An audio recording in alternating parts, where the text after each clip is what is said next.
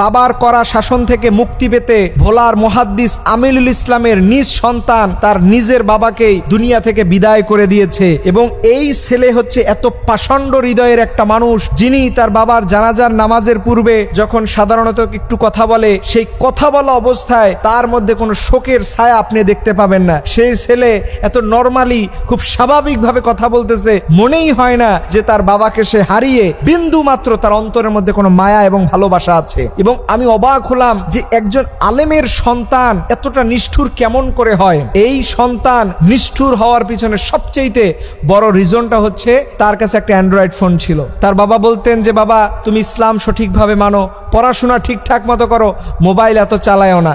ঠিক বাবার এই আদেশ করা শাসনকে সে মেনে নিতে পারে নাই, তাই পরিকল্পনা করছে। এবং আপনি জানলে অবাক হবেন যে তার বাবাকে দুনিয়া থেকে বিদায় করে দেওয়ার জন্য কিভাবে এই কাজটা করা যায়, যাতে করে কোনো প্রকার পুলিশ, কোনো প্রকার গোয়েন্দা এবং কেউ বুঝতেই না পারে যে এই নিজের সন্তান তার বাবাকে দুনিয়া থেকে বিদায় করে দিয়েছে।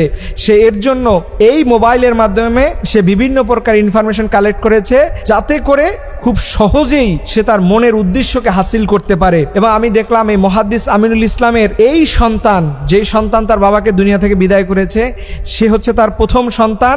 এই সন্তান পৃথিবীতে আসার সময় তার বাবা নাকি 100 রাকাত নফল নামাজ পড়ছে। চিন্তা করেন সন্তানটা তার কত আদরের ছিল, কত মায়ার ছিল, কত মহব্বতের ছিল। কিন্তু এই সন্তান তো কঠিন হৃদয়ের, যার বাবা তার কাছে শেষ মুহূর্তে প্রাণ ভিক্ষা চেয়েছিল, আমাকে মেরো না, আমাকে বাঁচিয়ে রাখো, আমি তোমাকে কোনোদিন আর শাসন করব না। কিন্তু এই সন্তান সেই সুযোগটুকু তাকে দেয়নি। সবচেয়ে আমি অবাক হলাম যে আলেমের সন্তান এরকম হচ্ছে। জেনারেলদের নিয়ে আমরা অনেক সময় কথা বলতাম, কিন্তু আজকে দিনে দিনে এমন একটা অবস্থা আমাদের সমাজে বিরাজ করতেছে, এটা সত্যি বলতে আমাদেরকে ভাবিয়ে তুলে যে আমরা দিনে দিনে কোথায় যাচ্ছি, কিভাবে করে আমাদের সমাজের অধপতন শুরু হয়েছে। ব্যক্তিগতভাবে এই আলোচনাটা যখন করতেছি আমার নিজেরও ভয় লাগতেছে। সন্তান তো আমাদেরও হয়, আল্লাহ না করুক এরকম যদি আমার ঘটনা কেউ একদিন বলবে, এটা চিন্তা করে আমি বিশ্বাস করেন নিজেকে মানসিকভাবে ধরে রাখতে পারতেছি না যে আমাদের সময়টা আসলে কিভাবে যাচ্ছে।